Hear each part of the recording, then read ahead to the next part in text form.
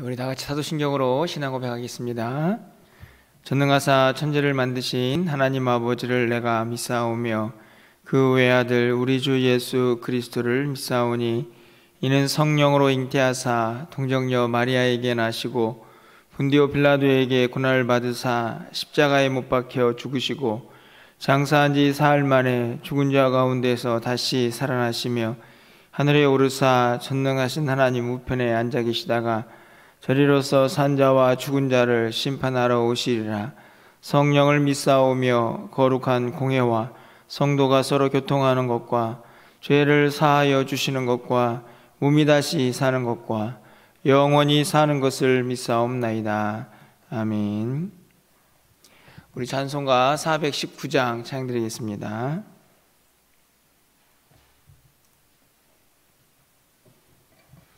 (419장입니다)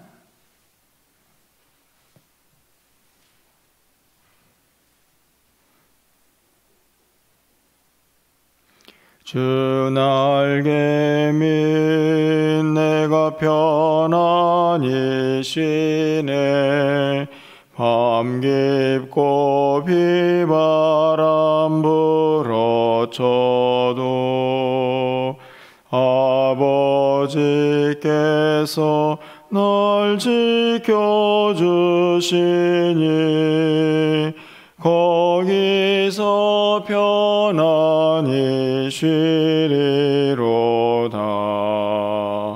주 날개 밑 평안하다. 그 사랑 끈을 찾으뇨. 주 날개 밑 내 쉬는 영혼 영원히 거기서 살리.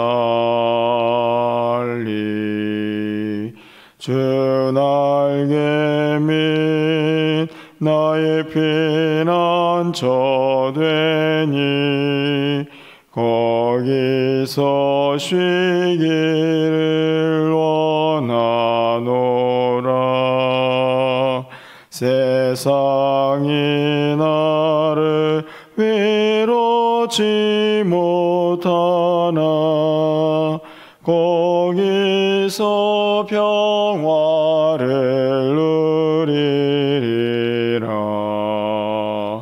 주 날개 밑 평안하다. 그 사랑 끈을 찾으뇨. 주 날개 밑 내 쉬는 영혼 영원히 거기서 살리. 주 날개 밑 참된 기쁨이 있네. 고달픈 세상 길 가는 동안 나 거기 숨어 돌보심을 받고 영원한 안식을 얻으리라. 주 날개 밑 평안하다. 그 사랑 끈을 찾으뇨. 주 날개 밑 내 쉬는 영혼 영원히 거기서 살리. 아멘. 자, 오늘 하나님 말씀 보겠습니다. 룻기 3장 6절에서 13절까지 말씀입니다. 구약성경 405쪽에 있습니다. 룻기 3장 6절에서 13절까지의 말씀을 한 절씩 교독하고 마지막 13절은 함께 읽겠습니다. 그가 타작마당으로 내려가서 시어머니의 명령대로 다 하니라.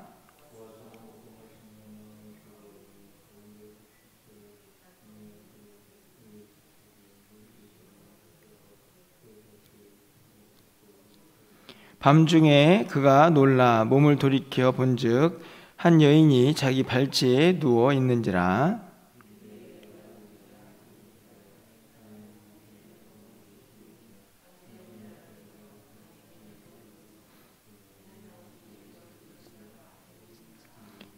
그가 이르되 내 딸아 여호와께서 내게 복 주시기를 원하노라. 내가 가난하건 부하건 젊은 자를 따르지 아니하였으니 내가 베푼 인애가 처음보다 나중이 더하도다.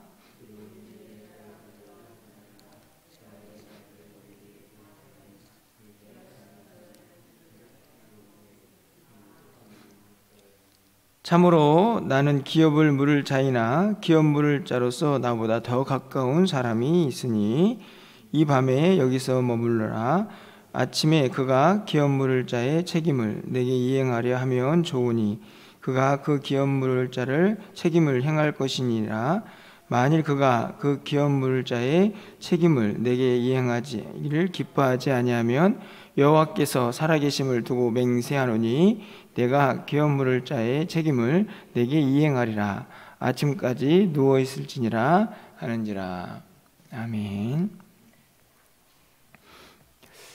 예, 오늘은 어린이 날인데 우리 많은 성부님들이 보니까 오늘 많이 나오지를 못하셨네요.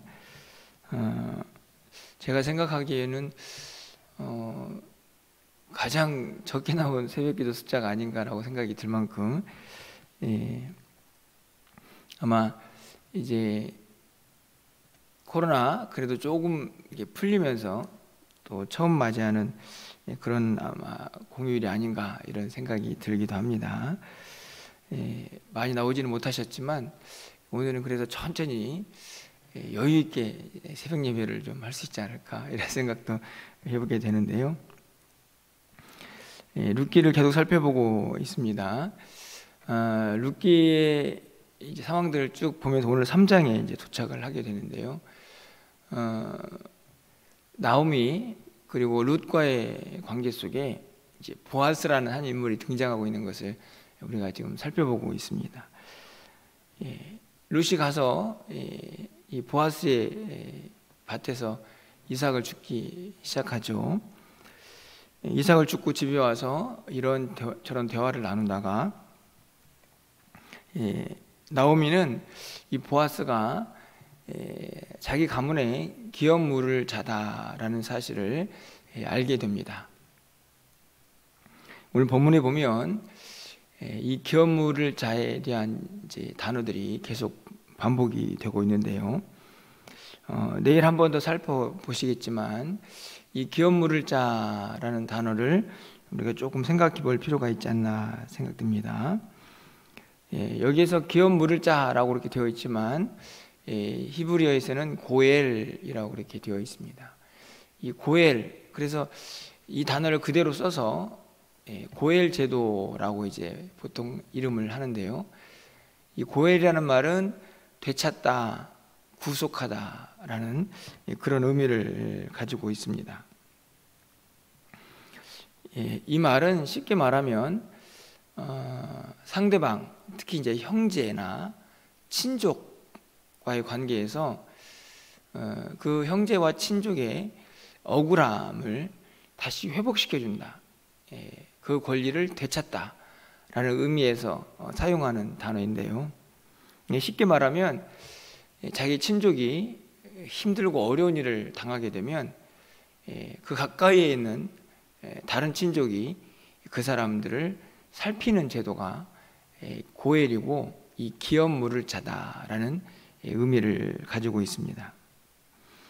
오늘 이 13절 말씀을 좀 가서 보시면요, 이제 보아스가 룻에게 나는 1순위가 아니다라는 이야기를 합니다. 더 가까운 사람이 있었던 거죠. 쉽게 말하면 기업 물을 자도 순서가 있는 것 같습니다. 그러니까 친족 중에서 가장 가까이 있는 사람이 먼저 기업 물을 자가 될 수 있는 자격이 있고, 그리고 그 사람이 안 한다 그러면 다음 사람, 이렇게 아마 그렇게 순서가 먹여지지 않았나 이런 생각이 듭니다. 그 얘기를 지금 보아스가 하고 있는 것인데요, 이렇게 친족의 어려운 일을 다른 친족이 회복시켜주고 되찾는 일을 하기 때문에 그 안에 이 결혼 문제도 있는 것입니다. 대를 이어주는 것이죠. 쉽게 말하면 오늘 지금 이 나오미의 가정은 아들들이 죽어버렸기 때문에 대가 끊기는 상황이 되지 않습니까? 이제 그래서 이 나오미의 가정에 가까운 친척이 기업 물을 자가 되어서 그 가정의 대를 이어주는 그런 한 결혼 문화도 그 안에 있었던 것이죠.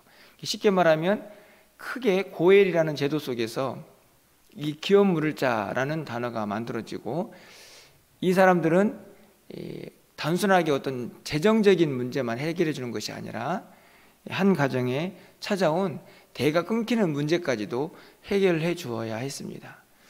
그 안에 있는 결혼 제도를 우리가 계대 결혼이다 이렇게 표현을 하기도 하고, 형사 취수제라고 그렇게 말을 하기도 하는 것이죠. 사실은 이 모든 단어들이 이 고엘 제도라는 큰 틀 안에서 다 연결되어 있다라고 그렇게 정리가 될 것 같습니다.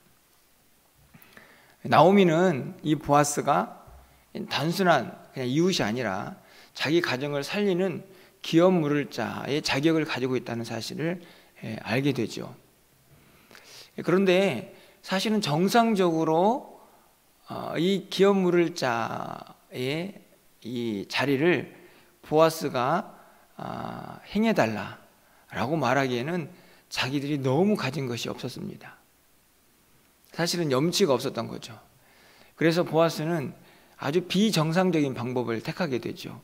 오늘 이제 6절부터 읽은 말씀에 보면, 야, 가가지고 룻에게 보아스가 잠이 들면 그 발치, 그 이불 밑으로 들어가 있어라, 이렇게 이야기를 합니다. 사실은 이제 이 보아스에게 당신이 그 기업 물을 자의 책임을 다할 수 있습니까? 이걸 물어보려고 하는 건데, 사실은 그렇게 정상적으로 청혼을 할 수 있는 자신들의 위치가 아니기 때문에 매우 비정상적인 모습으로 나오미가 지금 룻을 보내고 있는 장면이죠. 오늘 6절에서요, 그가 타작마당으로 내려가서 시어머니의 명령대로 다 하니라. 사실은 이 말씀에는 의미가 있습니다. 사실은 정상적이지 않기 때문에 룻도 이 말을 행하기가 사실 어려웠던 것이죠. 하지만 이 룻은 시어머니의 이야기에 절대적으로 순종을 하고 있는 것을 볼 수 있습니다. 아무리 생각해도 비정상적인 방법이지만 어머니가 말을 한다고 하면 내가 따르겠습니다 라고 이야기를 하고, 지금 보아스의 잠자리에 발 밑에 이불 속으로 들어가고 있는 것이죠. 그것을 보고 이제 나중에 보아스가 놀래서 그 청을 받아들이고, 하지만 자기가 순서에서는 기업 물을 자의 순서가 아니기 때문에 가장 가까이 있는 기업 물을 자가 그것을 하지 않는다면 내가 그 책임을 다하겠다 라고 하는 이야기를 하고 있는 것입니다. 자, 오늘 배경은 사실은 제가 이렇게 길게 잘 설명하려고 하진 않았는데, 오늘은 성도님이 너무 없어가지고 천천히 새벽 예배를 해야겠다라는 생각이 들어서 아주 자세하게 오늘 배경을 설명을 드렸습니다. 이해가 되시죠? 자, 그러면 오늘 이 본문에서 제가 여러분과 오늘 새벽에 중요하게 여겨지는 두 구절, 그리고 그 단어, 구절 속에 들어있는 두 단어를 함께 좀 살펴보려고 하는데요. 가장 먼저는 9절에 있는 이 말씀입니다. 9절 말씀을 좀 가서 보실까요? 함께 읽도록 하겠습니다. 이르되 내가 누구냐 하니 대답하되 나는 당신의 여종 룻이오니 당신의 옷자락을 펴 당신의 여종을 덮으소서. 이는 당신이 기업 물을 자가 됨이니이다 하니. 잠을 자다가 아마 발 밑에 누가 있다는 사실을 보아스가 알게 된 것입니다. 깜짝 놀라서 너 누구야? 이렇게 묻는 거죠.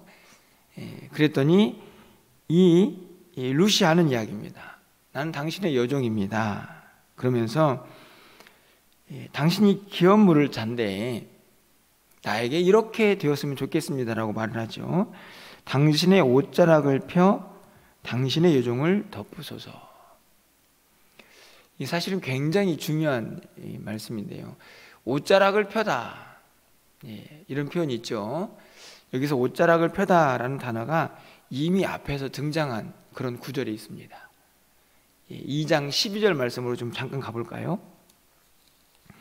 자, 거기에서 옷자락을 펴다라는 단어가 어떤 단어인지 2장 12절로 가서 한번 보겠습니다. 자, 2장 12절 찾으셨으면 이 구절도 좀 함께 읽어보겠습니다. 여호와께서 내가 행한 일에 보답하시기를 원하며 이스라엘의 하나님 여호와께서 그의 날개 아래에 보호를 받으러 온 내게 온전한 상 주시기를 원하노라 하는지라. 죄송합니다. 여기에 보면 오늘 옷자락을 펴다라는 말과 같은 단어가 등장을 하는데요. 어떤 단어일 것 같습니까? 12절 말씀에서는요, 그의 날개 아래 보호하다, 날개라는 단어, 그 단어랑 오늘 이 구절에 있는 옷자락을 펴다라는 단어가 같은 단어입니다. 이 12절 말씀, 2장 12절 말씀은요, 보아스가 룻을 보면서 그 행위가 참 기특하지 않습니까? 그래서 하나님이 너를 하나님의 날개 보호 아래에 잘 지켜주기를 원한다. 그 보호 아래에 찾아온 네가 그런 은혜를 그대로 입기를 원한다 라고 이 룻에게 이야기를 했죠. 룻은요, 사실은 그 이야기를 기억한 것입니다. 똑같은 단어를 사용하는 거죠. 당신이 하나님의 보호 아래에, 그 하나님의 날개의 보호 아래에 있기를 기도하지 않았습니까? 그러니까 그 날개 보호 아래 하나님이 행하시는 그 보호를 당신이 해주십시오 라는 표현을 하고 있는 것입니다. 사실은요, 이 표현 속에서 이 룻이 어떤 은혜를 이 보아스로부터 받기를 원하는가 하는 것을 분명히 알 수가 있죠.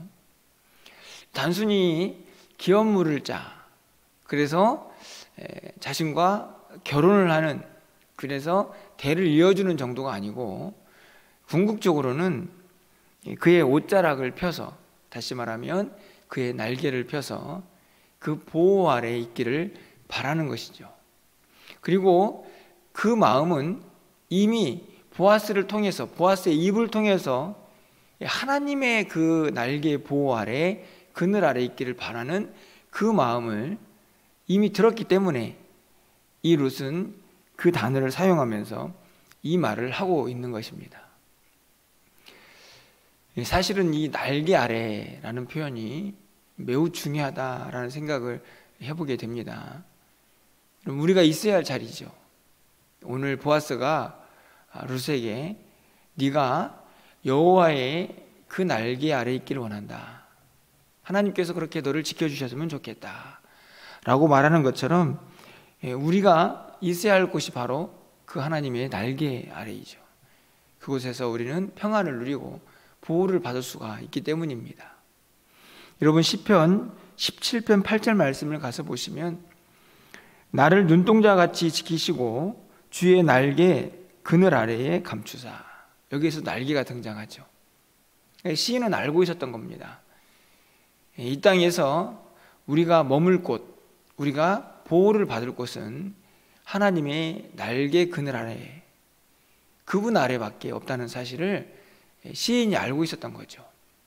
오늘 이 보아스가 사용하는 단어, 또 룻이 사용하는 단어가 다 같은 의미를 갖고 있습니다.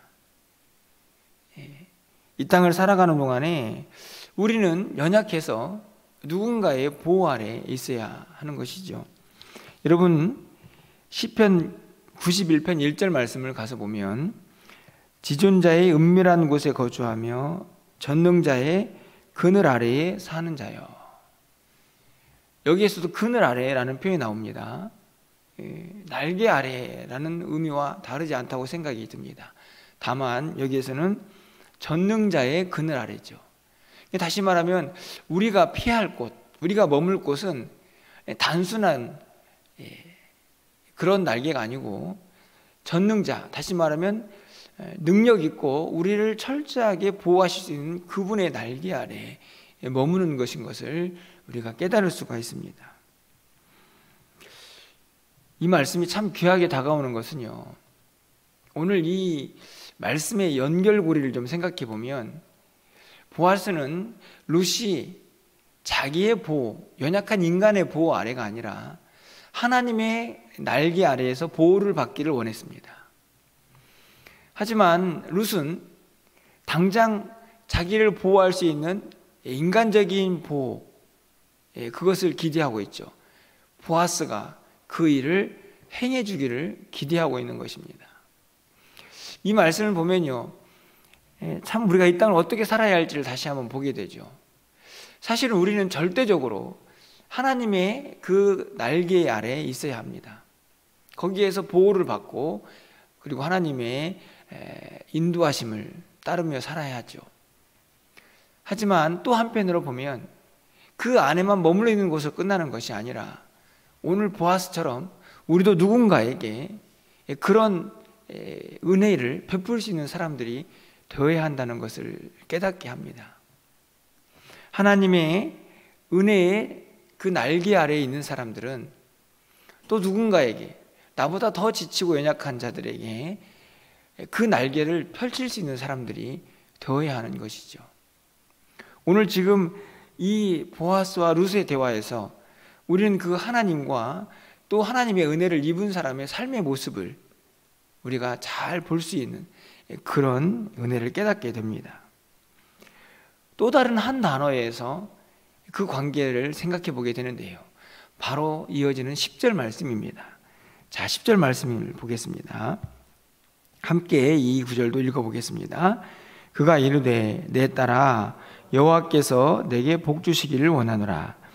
내가 가난하건 부하건 젊은 자를 따르지 아니하였으니 내가 베푼 인애가 처음보다 나중이 더하도다.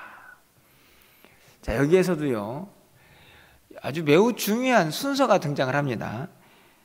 자, 내 딸아, 이제 보아스가 룻에게 하는 이야기죠. 여호와께서 내게 복 주시기를 원한다. 이 보아스는요 철저하게 하나님 중심의 삶을 살고 있음을 보게 됩니다. 룻에게 하나님이 너의 날개가 되어서 너를 보호해 주기를 원한다. 오늘 이 10절도 하나님이 내게 복 주시기를 원한다. 다시 말하면 하나님이 모든 것의 중심이 되어서 룻을 이끌어가기를 바라고 있는 것이죠. 하지만 룻은 하나님을 의지하지만 전적으로 지금 누군가의 도움을 필요하고 있기 때문에 기업물을 자인 보아스를 향하여 그 도움을 요청하고 있는 것입니다. 그런데요, 오늘 이 10절에서 우리가 중요하게 생각하는 또 다른 단어, 9절에서는 날개라는 단어를 생각했다고 하면 이 10절에서는요 한 단어를 또 살피게 되는데 그게 바로 인애라는 단어입니다. 인애라는 단어, 이 단어가 바로 우리가 제가 늘 말씀드리는 헤세드라는 단어인데, 이 단어는 사랑, 자비 이렇게 번역이 되는 단어입니다. 이 말이 무슨 이야기입니까? 지금 보아스가 룻에게 하는 말이죠. 네가 베푼 인애가 처음보다 나중이 더하다. 이게 누구를 염두에 둔 것일까요? 나오미를 염두에 둔 이야기죠. 룻을 보니까요 지금 젊어서 충분히 다른 남자에게 가도, 다른 집에 가도 생계가 전혀 문제가 없는 그런 위치에 있는데 어떻게 합니까? 나오미를 떠나지 않고 이 시어머니, 홀로 된 시어머니를 돌보겠다라고 지금 이 룻이 이 모든 과정 속에 있는 거 아닙니까? 보아스가 이것을 본 것이죠. 야, 너 참 인애가 많다. 누구를 향한 인애인가요? 나오미를 향한 인애죠. 네가 처음에도 인애를 이 어머니, 시어머니에게 베풀더니 지금 네 행위를 보니까 그 인애가 더 크구나 라고 룻을 보아스가 칭찬하고 있는 것입니다. 이 인애, 이 헤세드가 사실은요, 이 룻기 전체를 관통하는 단어입니다. 제가 언젠가 이 룻기를 시작할 때 더 중요한 단어 하나를 말씀드렸죠. 은혜라는 단어. 사실은 이 인애라는 단어가 이 은혜 속에서 나오는 단어입니다. 헤세드죠. 사랑입니다. 이 사랑은 어떨 때 쓰는 단어이냐? 하나님께서 인간에게 베풀어 주시는 신실한 언약적인 사랑을 표현할 때 쓰는 단어입니다. 이 헤세드가 그렇게 사용되는데요, 이 단어가 인간관계에서 쓰일 때에는 친근하고 변하지 않는 그런 끈끈한 사랑을 표현할 때 사용되는 그런 단어입니다. 인애, 헤세드. 이 단어를 가지고 다가오는 금요기도회 때 룻기 전체를 좀 함께 살펴보려고 하는데요, 오늘은 이 본문에서만 제안해서 이 단어를 좀 생각해 보겠습니다.